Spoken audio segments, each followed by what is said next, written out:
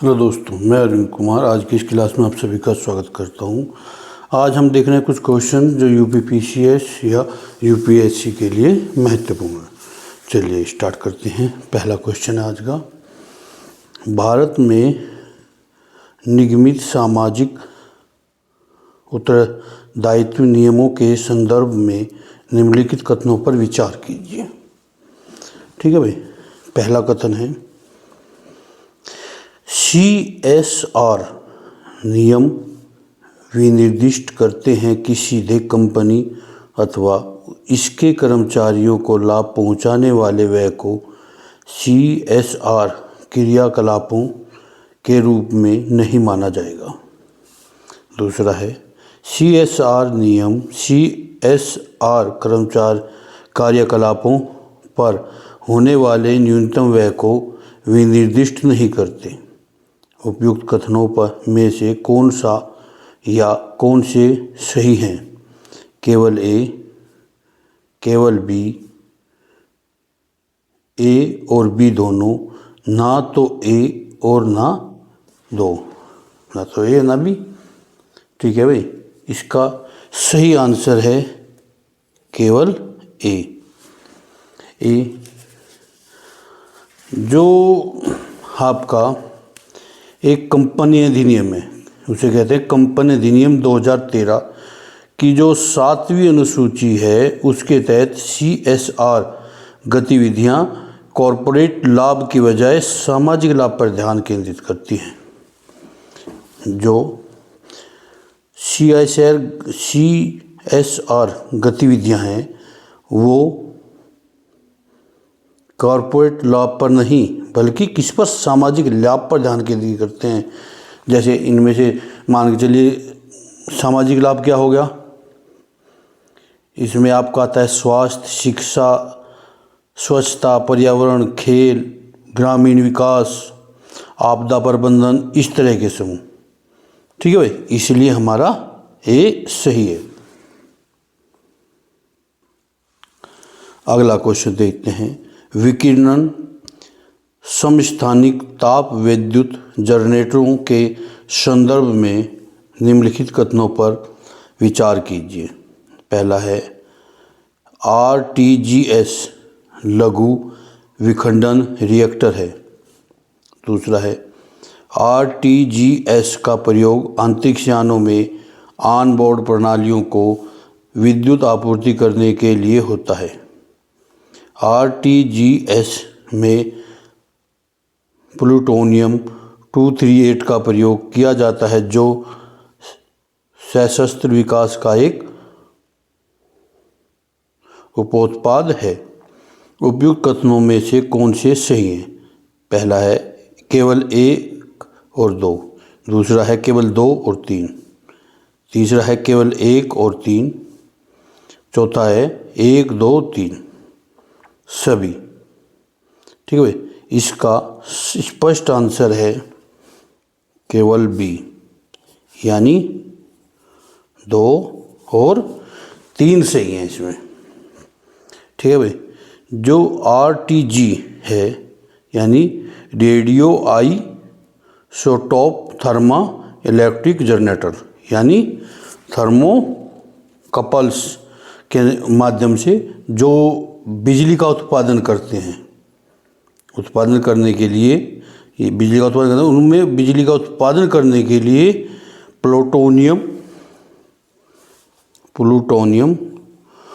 238 यानी 238 की प्राकृतिक क्षय से गर्मी उपयोग करते हैं। यानी परमाणु रिएक्टर के विपरीत ये नियंत्रित विखंडन की अभिक्रिया पर निर्भर नहीं है। ठीक है भाई। किस पर नहीं है? नियंत्रित विखंडन प्रक्रियाओं पर निर्भर नहीं करते। दूसरा RTG अंतरिक्ष यान और जो दूरस्थ प्रतिष्ठानों के लिए आवश्यक है। ये जहाँ सौर ऊर्जा व्याप्त नहीं है, जहाँ सौर ऊर्जा व्याप्त नहीं है वहाँ ये आवश्यक हो जाता है, क्योंकि न्यूनतम जो कम से कम रख रखाव के साथ इसमें कठोर वातावरण को भी सहन करने की शक्ति है, इसलिए इसका केवल बी ठीक है, 2 और 3।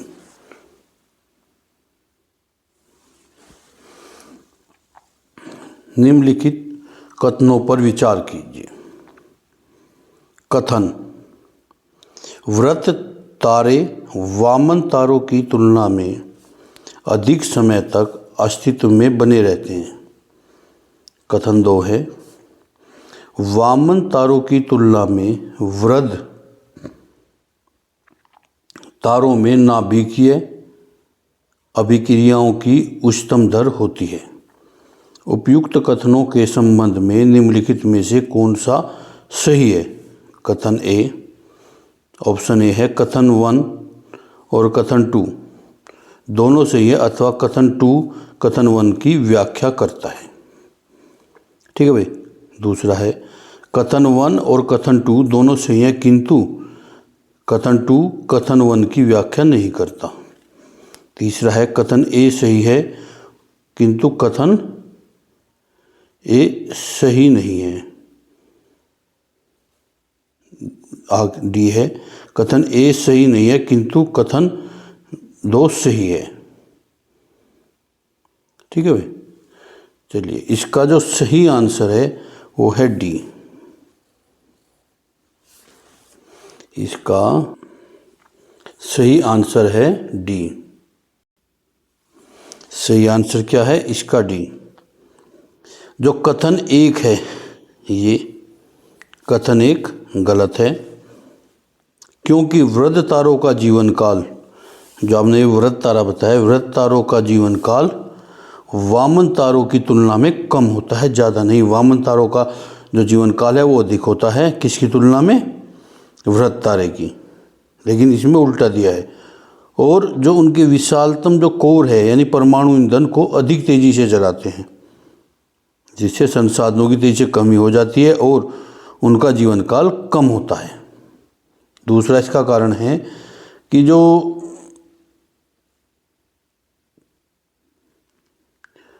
जो तारे होते हैं जिनका द्रव्यमान अधिक होता है, जिनका तारों का द्रव्यमान अधिक होता है, वे गर्म और सघन कोर के होते हैं, जिनमें तीव्र परमाणु प्रक्रिया होती है। और कम द्रव्यमान के जो तारे होते हैं उनकी तुलना में अधिक चमकते हैं और ऊर्जा का उत्पादन भी अधिक करते हैं। इसलिए कथन आपका सेकंड सही है। ठीक है भाई। चलिए अगला क्वेश्चन देखते हैं। निम्नलिखित में से कौन सा मानव शरीर में संश्लेषित होता है जो रक्त वाहिकाओं को विस्फारित करता है और रक्त प्रवाह को बढ़ाता है? पहला है इसमें नाइट्रिक ऑक्साइड, नाइट्रिस। पहला है नाइट्रिक, दूसरा नाइट्रिस ऑक्साइड, तीसरा है नाइट्रोजन डाइऑक्साइड, चौथा है नाइट्रोजन पेट ऑक्साइड यानी पेटॉक्साइड। इसका सही आंसर है ए। ठीक है भाई। सही आंसर है ए, नाइट्रिक ऑक्साइड, यानी इसे NO भी बोलते हैं। कहीं कहीं आपको NO भी लिखा आएगा। जो नाइट्रिक ऑक्साइड है हमारा शरीर में रक्त वाहिकाओं के, जो रक्त वाहिका हैं एंडोथेलिस में नाइट्रिक ऑक्साइड सीमेत द्वारा संश्लेषित किया जाता है और एक शक्तिशाली वासोडिलेटर के रूप में कार्य करता है।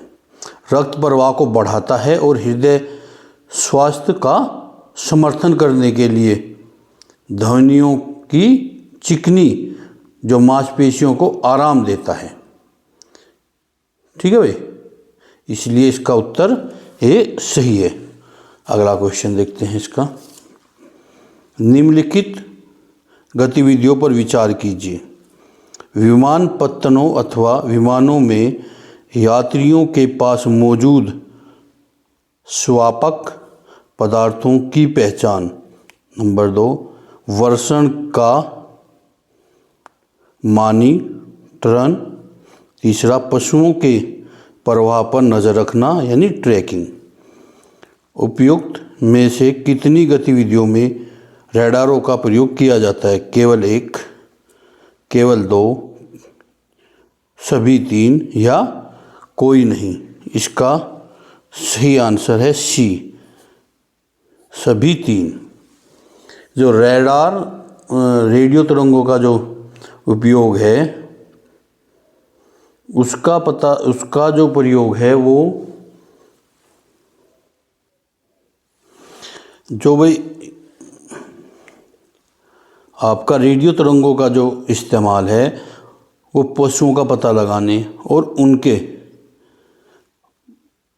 स्थिति का पता लगाने के लिए किया जाता है। इसमें जैसे कि विमान हैं, समुद्री नेविगेशन है, मौसम का पूर्व अनुमान है और कई तरह के सैन्य अनुप्रयोगों के लिए भी ये आवश्यक है। ठीक है भाई। और ये आवश्यक है कि ये लंबी दूरी और विभिन्न स्थितियों में दूरी, गति और दिशा की सटीक रूप से ट्रैक करने के लिए भी आवश्यक है उस चीज़ को कि भाई कौन कहाँ किस स्थिति में। जैसे कि ये मान के चलिए हवाई अड्डों पर रडार यात्रियों और विमानों पर नशीले पदार्थों की पहचान करने के लिए आवश्यक है कि भाई कोई नशीला पदार्थ तो नहीं लेके जा रहा है विमान में। ठीक है भाई। इसलिए आपका तीनों सही हैं, तीनों के लिए किया जाता है। वर्षण को, जो वर्षण है उसको भी पहचानने के लिए कि भाई कहाँ क्या स्थिति है। जैसे कि मौसम रडार विशेष रूप से डॉपलर, वर्षा की निगरानी इत्यादि। ठीक है भाई। चलिए अगला क्वेश्चन चलते हैं। निम्नलिखित विमानों पर विचार कीजिए। राफेल, MiG-29, तेजस, MK फर्स्ट। उपयुक्त में से कितने 5वीं पीढ़ी के लड़ाकू विमान माने जाते हैं? केवल 1, केवल 2, सभी तीनों या कोई नहीं। 15वें का आंसर है डी, कोई नहीं इनमें से। जो 21वीं सदी के जो शुरुआत मानी जाती है यानी 5वीं पीढ़ी के जो लड़ाकू विमान हैं उनमें स्टेल्थस है, आपका सुपर क्रूज है, जो बेहतर स्थितिजन्य जागरूकता के लिए नेटवर्क डेटा फ्यूजन जैसी तकनीक जिसमें शामिल है। इनमें Martin F-22 Raptor, F-33 lightning second और चेगदू J-20 सुखोई 57 इसमें शामिल है। इसके विपरीत जो आपका ये है राफेल और तेजस MK फर्स्ट, ये फ्रांस और भारत द्वारा विकसित 4.5वीं पीढ़ी के लड़ाकू विमान है। जबकि MiG-29 जो है रूस द्वारा विकसित, MiG-29 रूस द्वारा विकसित 4थी पीढ़ी का लड़ाकू विमान है। इसलिए इसका आंसर डी ठीक है कि इनमें से कोई नहीं है। चलिए अगला क्वेश्चन देखते हैं। निम्नलिखित में से कितने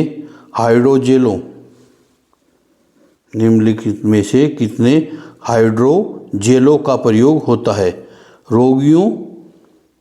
नंबर 1 है रोगियों में नियंत्रित औषधि डिलीवरी। नंबर 2 चल वातानुकूलित प्रणाली। नंबर 3 औद्योगिक स्नेहकों का विरजन। निम्नलिखित दिए गए कूट का प्रयोग सही उत्तर के लिए कीजिए। सही उत्तर चुनने के लिए नंबर ए है केवल 1, नंबर बी है 1 और 2, नंबर सी केवल 2 और 3, नंबर डी 1, 2 और 3। ठीक है भाई, इसका सही आंसर है डी, 1, 2 और 3। हाइड्रोजेल जो है आपका नेटवर्क अपनी जैसे लचीलेपन और पर्यावरण परिवर्तनों के प्रति जो प्रतिक्रियाशीलता के कारण जैव प्रौद्योगिकी और सॉफ्ट रोबोटिक्स में मूल्यवान चीज़ है। ये मूल्यवान है आपका रोबोटिक्स में। इसका व्यापक रूप से घाव ड्रेसिंग, दवा वितरण प्रणाली और ऊतक इंजीनियरिंग जैसे जो टिश्यू हैं हमारे, ऊतक इंजीनियरिंग जैसे चिकित्सक अनुप्रयोगों में इसका प्रयोग किया जाता है। ठीक है भाई, इसके बाद इसका आर्द्रता का प्रबंधन करके मोबाइल एयर कंडीशनर को बढ़ाता है और घर्षण को कम करके चिपचिपाहट को नियंत्रित करके थर्मल स्थिरता को बढ़ाकर औद्योगिक स्नेहक में सुधार करता है। ठीक है भाई, इसलिए आपके तीनों सही हैं। चलिए अगला क्वेश्चन देखते हैं।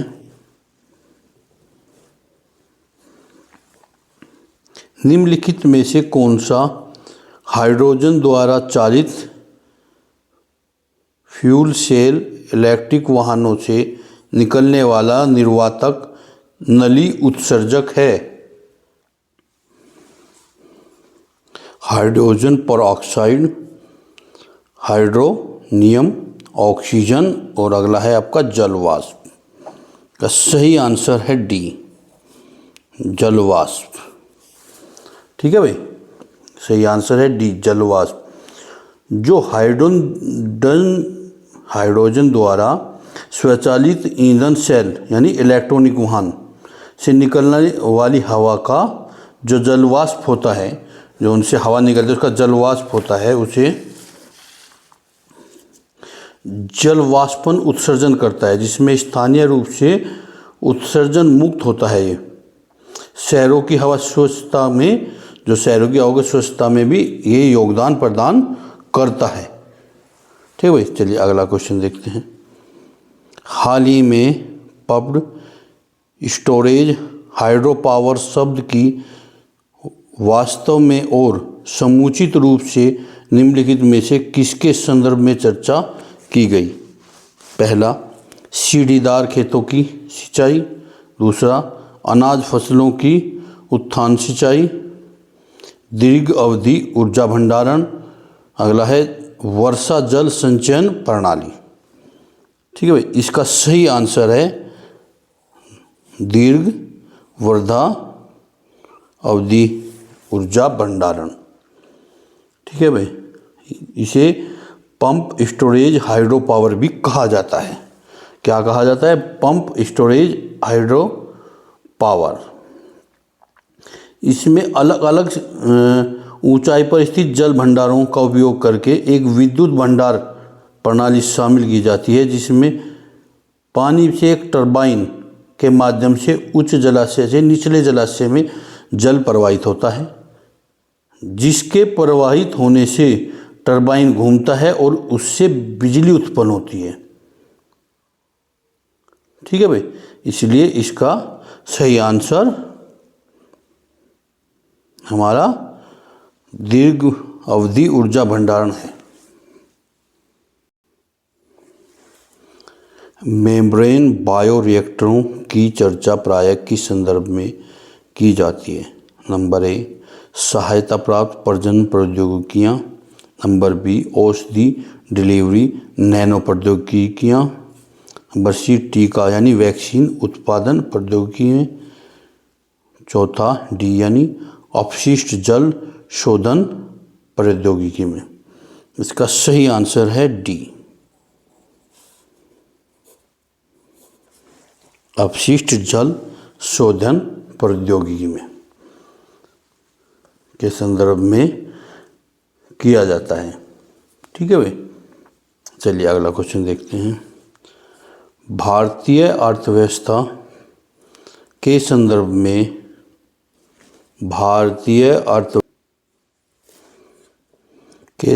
में संपारी वकीकृत उधार लेन देन संबंधी दायित्व निम्नलिखित में से किस से लिखित हैं? नंबर 1 ब्रांड बाजार, विदेशी मुद्रा बाजार, नंबर 3 मुद्रा बाजार, नंबर 4 शेयर मार्केट। तो इसका सही आंसर है आपका सी, मुद्रा बाजार। ठीक है भाई, मुद्रा बाजार ये काल्पनिक उपकरण के रूप में भारत में वित्तीय बाजारों पूरी तरह से सुरक्षित तरीके से उधार लेन देन के सक्षम माने जाने के लिए डिजाइन किए गए हैं, इसलिए ये इनके लिए आंसर है सही, मुद्रा बाजार। चलिए अगला क्वेश्चन देखते हैं। निम्नलिखित विमानपत्तनों पर विचार कीजिए, जैसे डोनी पोलो विमानपत्तन, कुशीनगर अंतर्राष्ट्रीय विमानपत्तन, विजयवाड़ा अंतर्राष्ट्रीय विमानपत्तन। हाल ही में उपयुक्त में से किसका निर्माण नवीन ग्रीनफील्ड परियोजना के रूप में किया गया है? पहला है केवल ए और 2, दूसरा है